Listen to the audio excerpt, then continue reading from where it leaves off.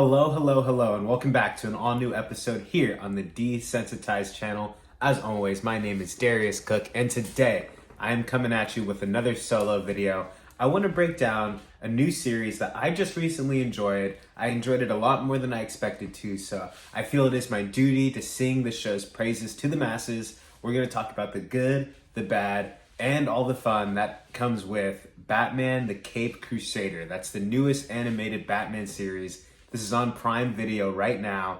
This show is a lot of fun, so without further ado, spoiler warning ahead, we're going to break down all the goodness that is Batman Caped Crusader. If you're familiar with this concept, Batman Caped Crusader is actually animated in the same classic Batman the Animated Series style. Like it visually looks like that, the character models all feel that way. But the twist is that it's set in like a 1940s kind of setting. So when people take pictures, it's the old school cameras that have the big flash on them. People are reading newspapers. All the police are wearing these like brown suits and ties. It's set in this era, which I thought was really weird at first. I didn't think that was something I was going to enjoy, but they make use of the setting to a good capacity. What's also interesting about the release of this in the current time that it's being released is right now, literally, as soon as this series was released, it's being released amongst many other animated DC shows. We have multiple Superman shows right now. There's the new Superman Origins show that's coming out. We also have Kite Man Hell Yeah, which in of itself is a spinoff of the Harley Quinn animated series.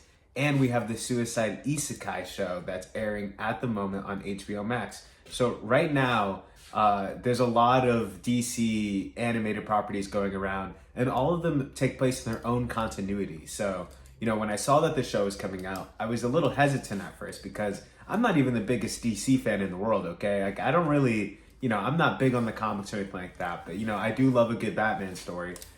I've dipped my toe into all these little animated series, and I have a lot of interest around them, but at a certain point, there has to be a DC overload, right? Well, that's what I thought, but I haven't actually experienced it yet. Somehow this show is able to compete in the space with all these other continuities running at the same time. And somehow it doesn't feel overcrowded. Honestly, I don't understand how I'm not sick of Batman stories at this point.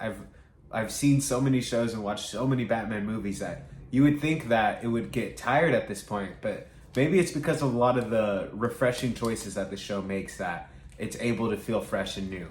Without further ado, let's actually get into the nitty-gritty of this season. So if you've heard of the series, one thing that should become apparent is that there's a lot of changes to classic characters in this series. They basically try to do a unique spin on each villain that you've ever seen in this show before.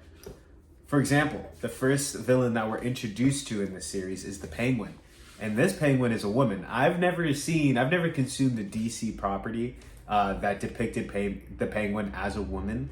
The closest comparison to this is like Into the Spider-Verse, Dr. Octavius, the female version that was into the Spider-Verse movie. It feels similar to that. I will say, at first I thought this was a super jarring change. I didn't even realize necessarily when the series was supposed to take place, so I was already very jarred by the setting of the show. And then we cut right into the Penguin. Very bold swing for this show to introduce a female Penguin in episode 1, which overall is probably the most jarring change to any of the characters that they've made. It's bold that they're just slapping you in the face with it just off rip, but that is the choice that they made here. And I have to say, a lot more compelling than I thought she would be. I didn't think that giving me a female Penguin would be interesting at this point. I love the Penguin character as the Penguin is, and I didn't think that would open up much avenue for storytelling, but it really did. This actually might be one of the scariest Penguins I've ever seen.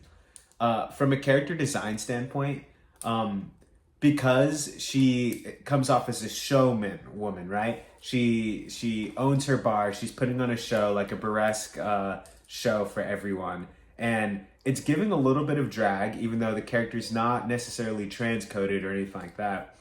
But it's giving, it feels narratively like a drag kind of performance, which immediately just gives this depiction so much more life and character. We have all these guys swooning after her, but she's also this super powerful, presence here. And like I was saying, physically, she looks more like a penguin, like a true accurate penguin than kind of the more bulbous penguins that we've gotten in the past. The Danny DeVito penguin while short and stocky, isn't actually a convincing physical build for that. But the penguin that we get here, actually, she kind of is built like an emperor penguin. So I don't know. I thought that was overall good. In this story, she ends up having 2 kids, and she determines that one of them is a rat and is giving out her information, and she has that one killed. What she doesn't realize is that she killed the wrong kid, so the other kid is starting to freak out and wants to turn on her even more. So that was a pretty good story overall. As these stories go, we're going to talk about all the kind of major stories that at least caught my attention throughout the season. Each episode is a little bit of a villain of the week situation going on. I will say the characters are really cool. Like the penguin depiction was fun and interesting for this first episode, but the actual story that Batman is investigating into was a little bit weak. But you know, this was the intro episode, so you have to kind of reestablish all the characters and their placement in the world. So I don't fault them too much for that, but you know, I think there was room to maybe bring the penguin back at some point during the season, and so that way it doesn't feel just kind of like this shocking one-off, which is kind of where it stands at the moment. But yeah, the penguin was solid. Let's jump into the next villain that caught my eye, and that is Firebug. This was the second or the third episode. Firebug depiction himself is basically a non-character. They introduce him in this episode because in the early run of these episodes, the police force is trying to figure out who Batman is.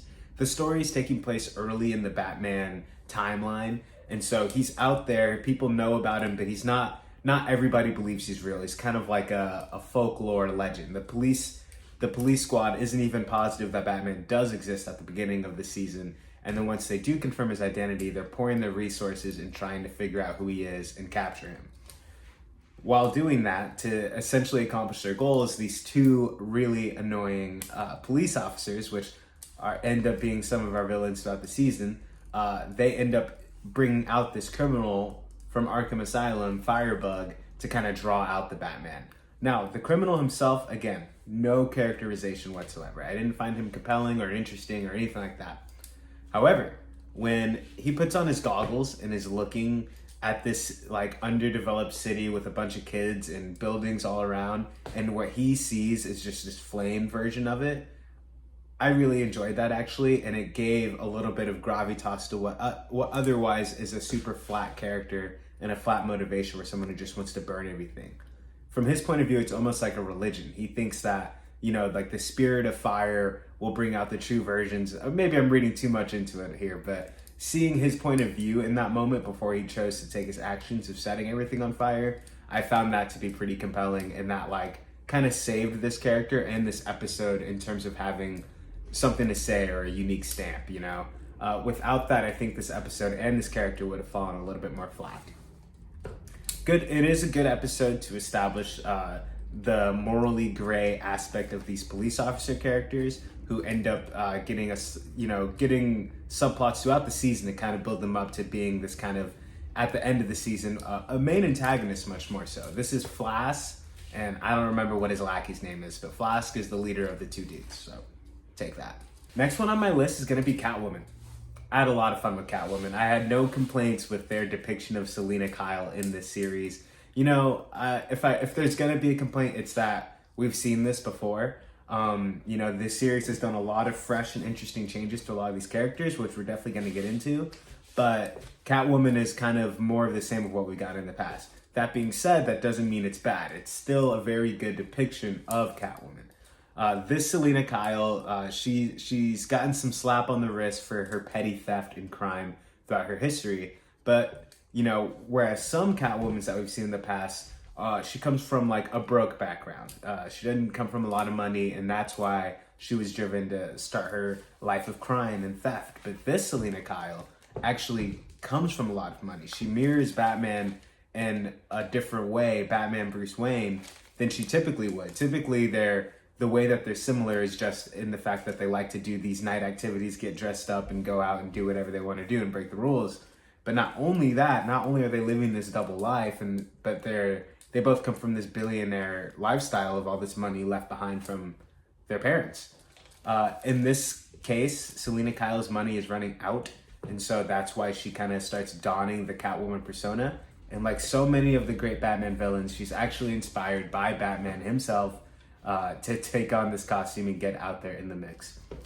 the Catwoman flirtation with Batman, it's solid here. Not as sexy or thrilling as some of the other depictions we've seen, live action or animated, but the connection is definitely there, and their chemistry definitely works for what the show's trying to do.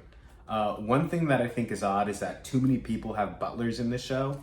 Selena Kyle has a butler that kind of mirrors the relationship that Bruce has with Alfred in the series, who is called Pennyworth for most of the series, but we'll jump back into that in a little bit. But even Harley Quinn later on, she has her own butler. So I don't know why butlers are so common in Gotham, but I guess this is the 1940s, so we'll just go with it. So this series, very uniquely, I actually don't know if I've really seen many Batman stories that have to do with supernatural aspects. And even when they do, I feel like the series is very careful to justify why supernatural activity would be happening at this point in time.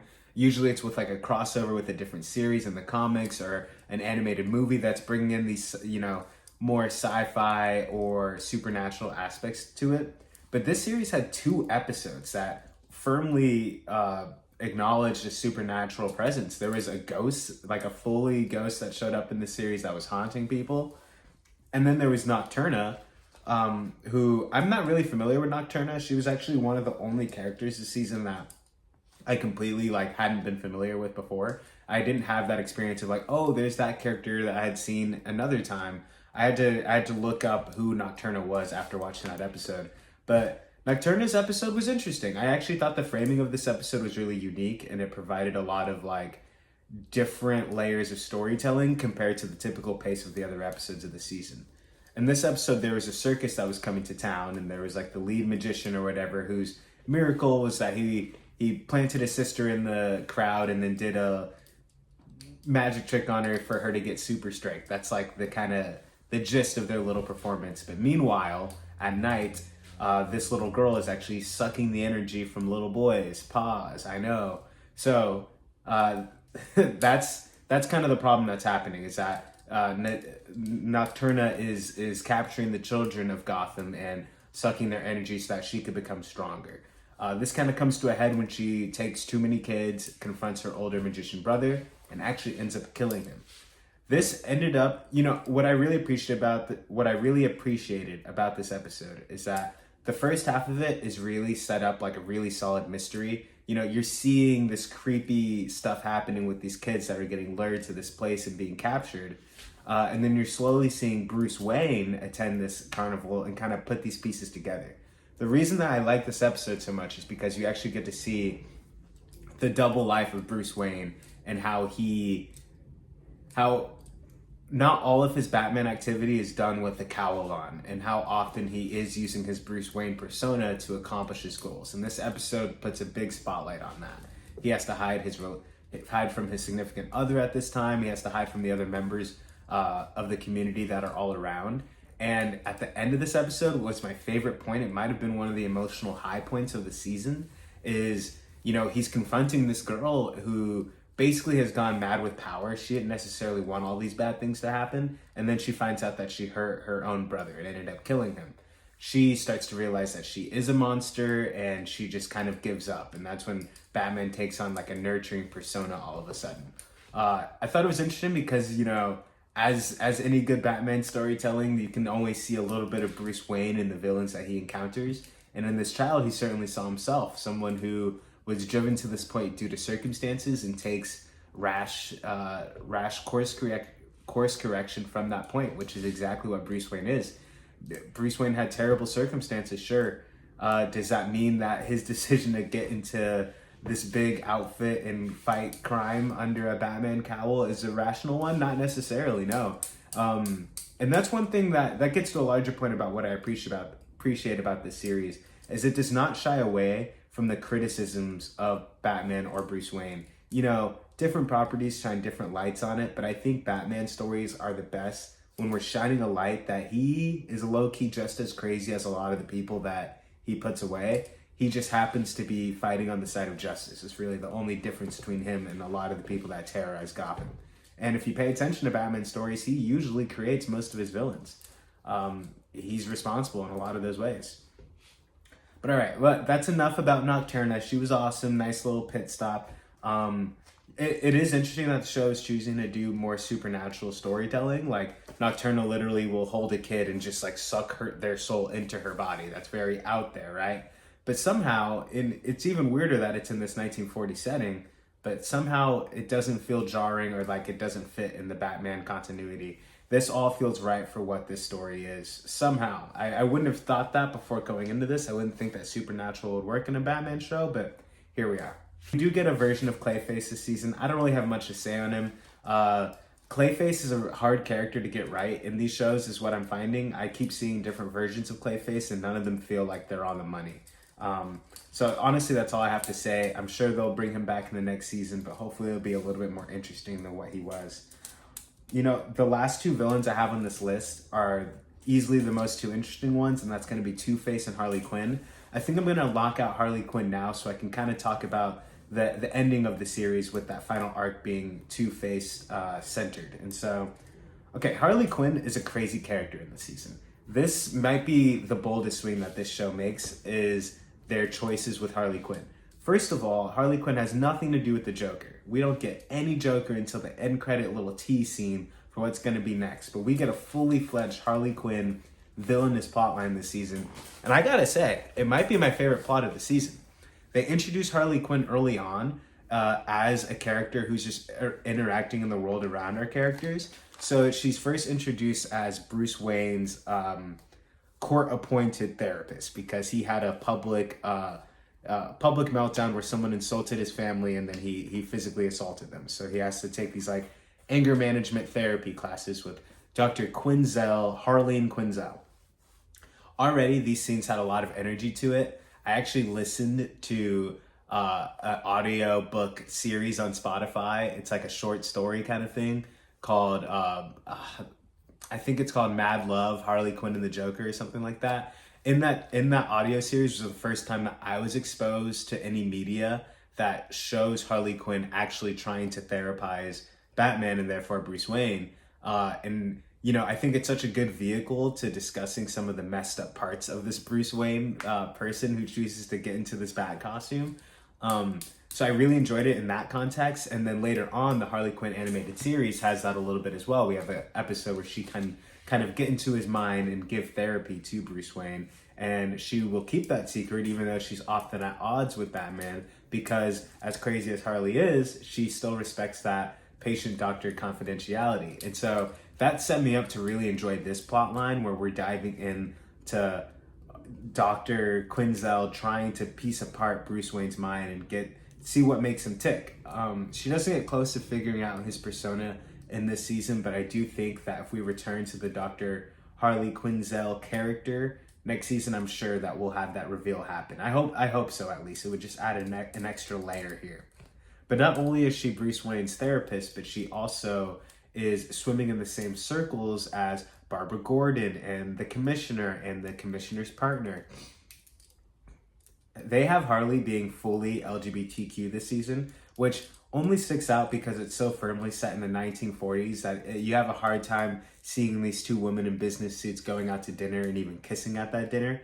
However, we'll put that to the side a little bit. The flirtation that she has and balancing that playfulness with her two personas, just like Batman does, was so much fun. I like that you get to see her flirty. You get to see her having her best friendship with Barbara and talking about her little relationship. And then you get to see that turn when it's time to be a therapist, but then you see that turn again when her villainous intentions are revealed. So she has been taking the powerful men that she's been giving therapy with that refuse to make any progress because they're too nefarious, essentially. She captures them and essentially brainwashes them because she thinks there's no hope for them at this point. She'll fix them forcefully, if not through the subtle art of therapy.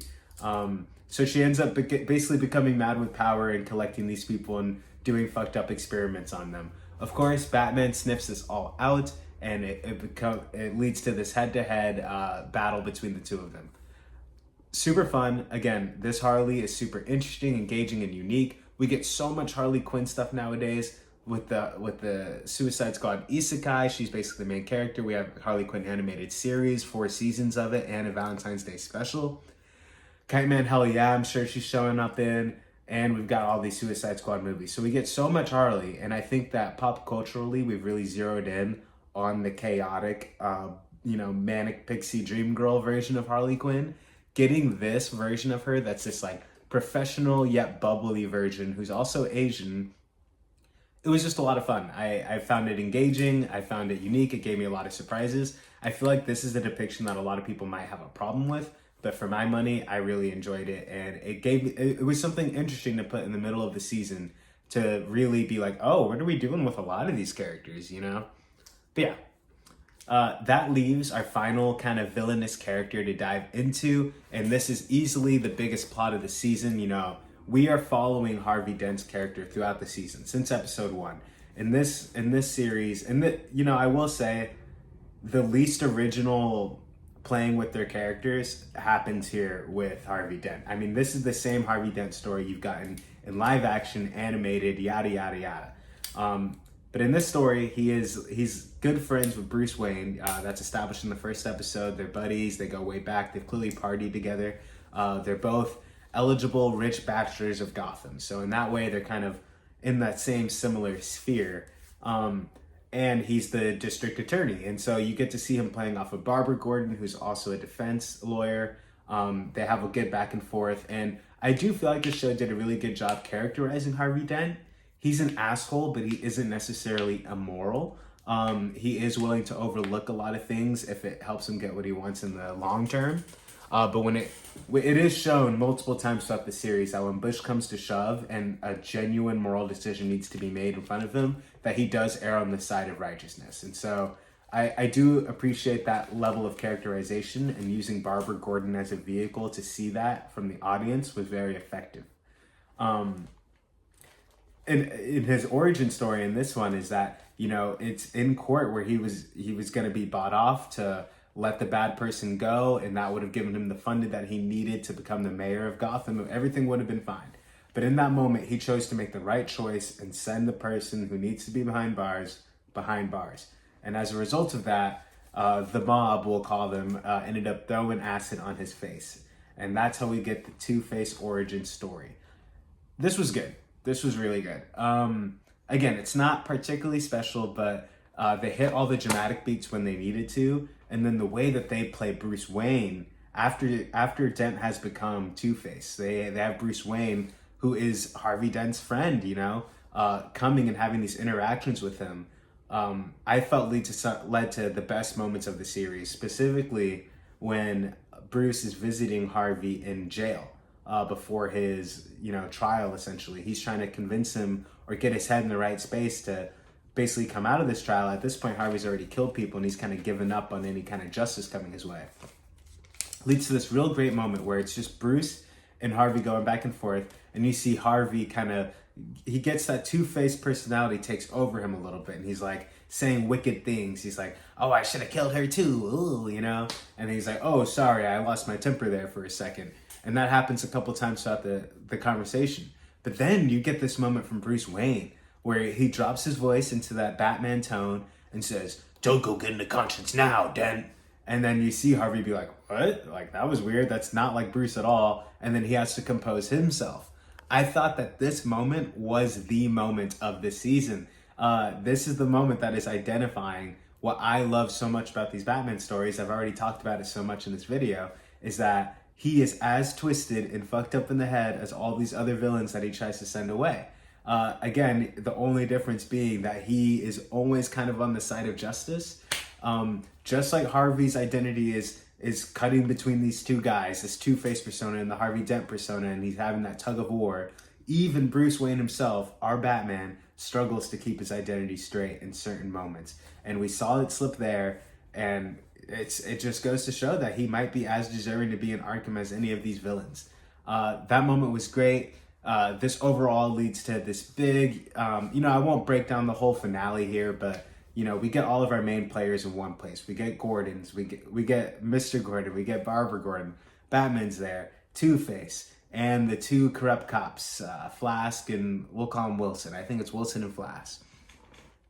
Great moments, honestly. It was a very good finale. I was here for every moment of it. It culminates in this moment where you see Batman has a gun pointed at this corrupt cop. And the camera points away, and then you hear the gunshots. I'll be honest, they got me. I thought Batman killed him. I thought that was another bold swing that this show was going to do. They're going to have Batman actually kill a guy point blank with a gun. It cuts back, and he had just missed him just to prove a point, you know. Batman still won't go there. I thought it was interesting that, you know, emotionally, I feel like the audience was meant to feel that, you know, of all the villains that Batman faces, this guy, this corrupt cop who just attempted cold blood murder, reminds him of the person that killed his parents. And in that moment, I think that you can really feel the rage and fury from Bruce Wayne's perspective under the cowl and how personal it feels. And the fact that he still chooses to miss the shot is maybe the one thin thread that keeps Batman separate from these other criminals. A, he fights on the side of justice, but B, when it comes down to it, he won't make that bad choice like everyone else will once they're pushed to it. Yeah, who knew that Batman could feel so deep? I mean, these 10 episodes, I gotta say, I was a little bit unsure as I was watching the first few of these episodes, but as I'm going along, they're selling me more and more on this Elseworld story, and for me, I think it's got a great place. You know, even tonally and the pacing of these episodes, it doesn't feel like something that would come out now. It feels like the type of animated series I would watch when I was a kid. The quality is a little bit more clean cut than that, but tonally and pacing wise, it just feels unlike something else that would come out at this time. So for that and for many other reasons, this was a breath of fresh air in the Batman/DC animated universe. But that's pretty much going to bring our video to a close today, guys. I know I kind of brushed over some of the finer topics, but I wanted to hit on just the topics that really stuck out to me this season. Batman Caped Crusader, already greenlit for season 2, so that you can expect that on the way. In the comment section, let me know who was your favorite villain of the season. I'm going to say Harley Quinn. I don't know if that's a hot take or not, but Harley Quinn was my favorite. Catwoman was a lot of fun, and I like their Two-Face, but let's see what they do with it next season. And I can't wait to see how they choose to handle Penguin moving forward. But on that note, I love you, Alfred. All right, we got to work on our outros here. I've been here for way too long. Thanks for watching this video. Like and subscribe. What's your favorite Batman animated series, and who's your favorite villain of the Caped Crusader? All right, peace out. Bye.